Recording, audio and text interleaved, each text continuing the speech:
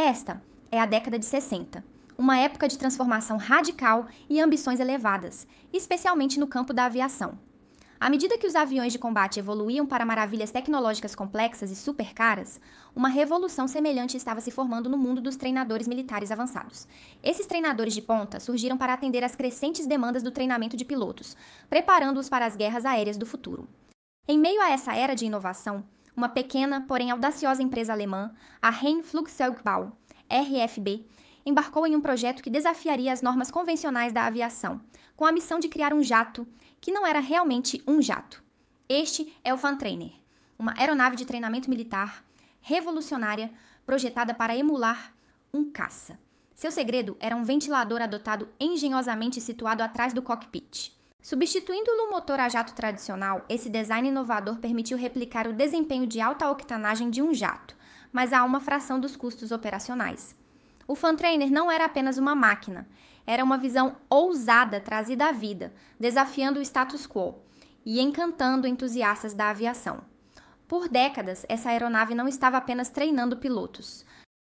Estava reescrevendo as regras do treinamento de combate aéreo. A década de 1960 também testemunhou a estreia de aeronaves formidáveis como o Northrop T-38, Mitsubishi T-2 e CPCAT Jaguar, cada uma resposta às crescentes necessidades dos novos pilotos. Essas máquinas não eram apenas aeronaves, eram símbolos de uma era que empurrava os limites do que era possível nos céus.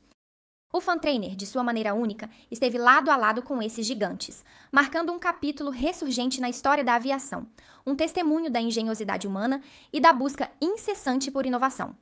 Esses pilotos em formação enfrentaram um desafio significativo ao dominar as habilidades avançadas necessárias para as operações de voo contemporâneas.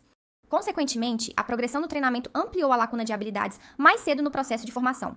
A transição de pequenos treinadores básicos com motor a pistão para sofisticados treinadores avançados a jato tornou-se um grande problema.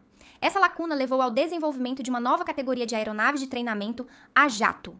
Inovações como o Dornier Alpha Jet e o British Aerospace Hawk fizeram parte desses esforços modernos para preencher essa lacuna. Enquanto isso, uma modesta empresa de aviação alemã explorava uma estratégia diferente. Eles consideraram criar uma aeronave que combinasse a relação custo-benefício de um treinador básico com as características de desempenho de um jato. Seu objetivo era facilitar a curva de aprendizado para novos pilotos e simplificar os processos de manutenção para as forças aéreas. Sua invenção era um cockpit clássico de 2 assentos em tandem, inspirado no design do Alpha Jet, mas com uma modificação única. A Rheinflugzeugbau, ou RFB, era uma pequena empresa alemã empreendedora estabelecida na década de 1950. Sua incursão inicial no design de aeronaves envolveu a criação de uma aeronave empurradora única.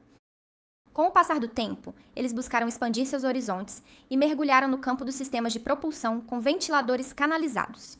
Fascinados pelo conceito de aeronaves equipadas com ventiladores internos canalizados. Esse interesse rapidamente se materializou quando adaptaram 2 planadores para testes de voo. Ao longo dos anos, esse interesse se solidificou em um projeto tangível. Em 1970, a RFB identificou uma oportunidade de mercado para uma nova aeronave de treinamento que pudesse aproveitar sua abordagem de design distinta. Eles então embarcaram em um projeto ambicioso, desenvolvendo um treinador militar de 2 lugares com ventilador duto, que veio a ser conhecido como Fantrainer. O objetivo principal era simples: projetar uma aeronave que pudesse imitar a manobrabilidade dos equivalentes a jato, sendo ao mesmo tempo econômica. O aspecto mais notável da aeronave era seu hélice de ventilador canalizado único, estrategicamente posicionado atrás do cockpit no centro da fuselagem. Este design inovador simulava efetivamente a dinâmica de voo de um jato ao colocar a planta de energia no meio, um desvio significativo dos motores montados na frente, encontrados em outras aeronaves de treinamento. Além disso, essa configuração inovadora resultou em características de manuseio muito semelhantes às das aeronaves a jato operacionais. Além disso, esses feitos foram alcançados com despesas operacionais e de combustível, que eram menos de 1/10 daquelas associadas aos treinadores a jato tradicionais, embora seja verdade que a velocidade era um pouco menor do que a dos treinadores a jato. O design ainda oferecia aos pilotos iniciantes uma sensação autêntica de manuseio de jato desde o início de seu treinamento básico de voo. Sem dúvida, a ideia era bastante promissora. O RFB Fantrainer se destacava por sua característica única, essencialmente um sistema de propulsão com ventilador canalizado. Esse recurso inovador prometia um desempenho comparável ao da propulsão a jato padrão, mas com um custo operacional substancialmente menor.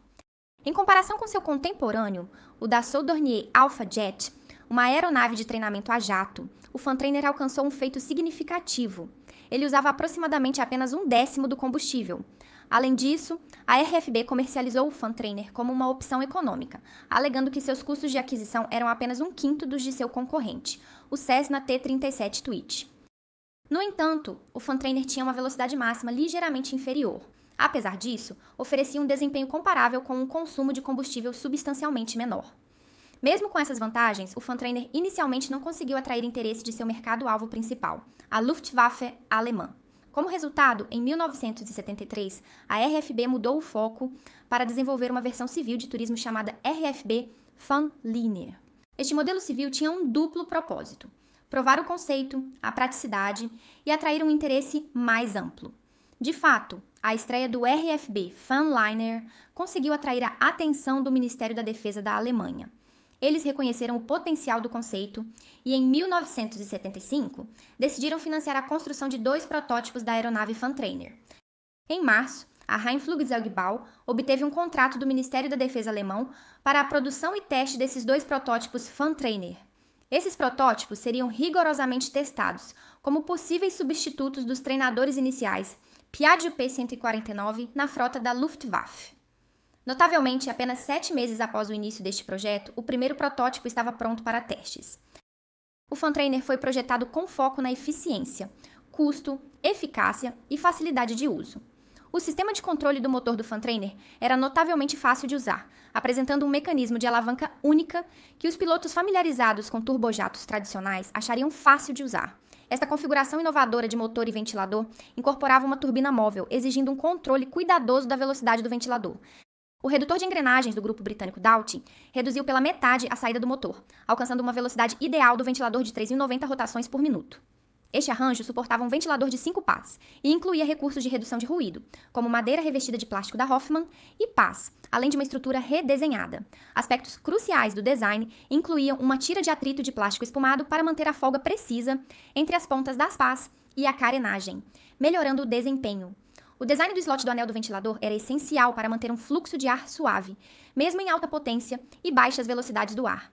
Ele ajustava-se assimetricamente para lidar com a variação de fluxo durante manobras. Estruturalmente, o Funtrainer possuía uma quilha de caixa metálica na fuselagem dianteira, proporcionando flexibilidade para modificar a forma do cockpit. O cockpit do Funtrainer era notavelmente espaçoso. Apresentava uma ampla gama de instrumentos e consoles laterais que espelhavam aqueles em aeronaves operacionais da Força Aérea, inspirando-se no design do Alpha Jet. Um foco importante era a facilidade de manutenção, alcançada através do uso de sistemas modulares organizados em unidades facilmente destacáveis. A asa com enflechamento negativo da aeronave, influenciada pelo design da aeronave experimental LQFU 205, foi estrategicamente desenvolvida para melhorar a visibilidade, minimizando a obstrução da raiz da asa. A eficiência de combustível foi uma consideração significativa, abordada pela incorporação de células de combustível integradas na asa. O design também apresentava comprimentos de asa ajustáveis e componentes como ailerons freeze e freios aerodinâmicos feitos de materiais avançados. O primeiro protótipo do Funtrainer, registrado como DEATJ, completou com sucesso seu voo inaugural em 27 de outubro de 1977. Ele era movido por um par de motores NSU Wankel EA871, cada um fornecendo 150 cavalos de potência. A configuração do motor EA871 no Funtrainer enfrentou alguns desafios, levando a modificações necessárias. O segundo protótipo, rotulado como DEATI e equipado com um motor turboeixo Allison 250C 20B de 420 cavalos de potência, fez seu primeiro voo no último dia de maio de 1978. Infelizmente, o processo de desenvolvimento enfrentou um revés quando, em 7 de setembro de 1978, este segundo protótipo caiu.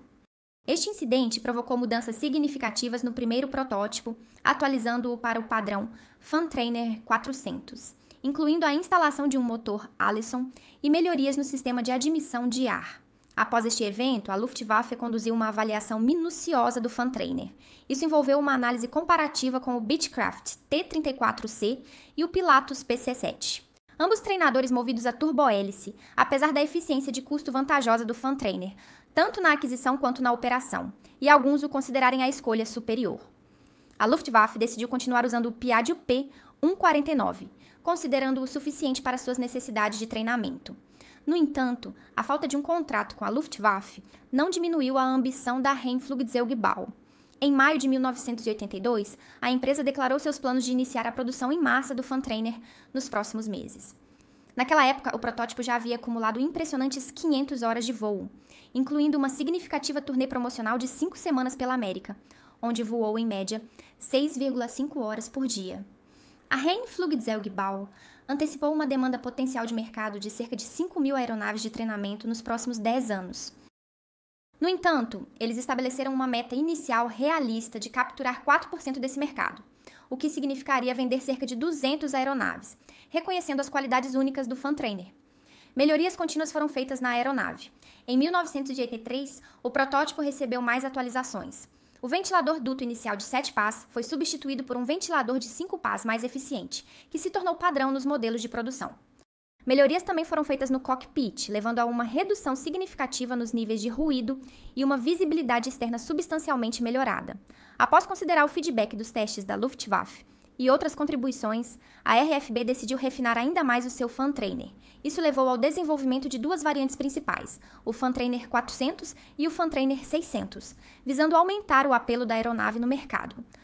Os modelos Funtrainer 400 simplificaram seu design ao substituir os motores Wankel duplos por um motor de turbina. Allison modelo 250 C20 mais confiável, capaz de produzir 420 cavalos de potência. Por outro lado, o modelo Funtrainer 600 foi equipado com um motor C30 mais potente, entregando 650 cavalos de potência. Essa atualização permitiu que a aeronave atingisse uma velocidade máxima de aproximadamente 418 km por hora e estendesse sua duração de voo para mais de 4 horas. Ambas as versões foram projetadas para produção modular, compartilhando notáveis 92% de seus componentes, o que tornou a fabricação mais eficiente. O sucesso desses modelos, no entanto, continua sendo um tema de discussão. A Força Aérea Tailandesa foi atraída pelo conceito de um treinador versátil, levando-os a encomendar 31 unidades do modelo 400 em 1982 para treinamento primário e 16 unidades do modelo 600 para pilotos que progrediam para seus caças F-5E. Eles também mantiveram opções para mais 26 aeronaves. O TIE FT-600 foi especificamente configurado para se assemelhar ao cockpit do F-5E, incluindo assentos ejetáveis. O processo de produção envolveu a montagem de 2 unidades na Alemanha, com o restante sendo montado na Tailândia a partir de kits fornecidos. As entregas começaram em 1984 e as aeronaves foram integradas ao serviço em 1987. Para se adaptar ao clima tropical, os FT-400 tailandeses foram equipados com asas de metal em vez de fibra de vidro original. Infelizmente, essa modificação levou a atrasos na implantação devido ao aumento da complexidade. Os FT-400 enfrentaram desafios operacionais e tiveram uma vida útil mais curta em comparação com os FT-600, que funcionavam de maneira mais suave. Apesar de enfrentar vários obstáculos, a transação bem-sucedida com a Tailândia inspirou a RFB a buscar novas oportunidades de marketing. Eles propuseram um plano ambicioso para o desenvolvimento de um Funtrainer 1000, especificamente projetado para uso no Paraguai. Este modelo foi concebido não apenas como um treinador, mas também como uma aeronave de ataque leve. No entanto, essa iniciativa não se concretizou, representando um revés para a RFB. Mesmo assim, a RFB permaneceu resiliente diante desses desafios. Em meados da década de 1980, eles voltaram sua atenção para a Alemanha Ocidental em busca de um contrato significativo, mas como antes, encontraram obstáculos nesse empreendimento. Aceitando a situação, a RFB mudou seu foco para treinadores a jato. Eles colaboraram com a Rockwell International, visando fazer parte do prestigiado programa JPATS, Joint Primary Aircraft Training System, das Forças Armadas dos EUs. Essa colaboração levou à criação do Rockwell Ranger 2000, mas infelizmente também resultou em outra decepção para a RFB. O impacto desses contratempos foi um pouco amenizado quando a RFB encerrou suas operações em 1992, levando a uma diminuição nas perspectivas comerciais para o Funtrainer. Além disso, o serviço limitado da aeronave com a Força Aérea Tailandesa concluiu à medida que os ambientes geopolíticos mudaram. Após a Guerra Fria, a Força Aérea Tailandesa substituiu os Funtrainers por Alpha Jets, alemães excedentes, mais econômicos. No entanto, a história do Funtrainer não acabou. Notavelmente, 3 unidades da aeronave permaneceram em operação, fazendo aparições ocasionais, mas impressionantes, em shows aéreos europeus, mantendo assim o legado da aeronave vivo. Em um desenvolvimento inesperado, em 2010, a Funjet Aviation entrou em cena, adquirindo todos os direitos e equipamentos de fabricação relacionados ao Funtrainer.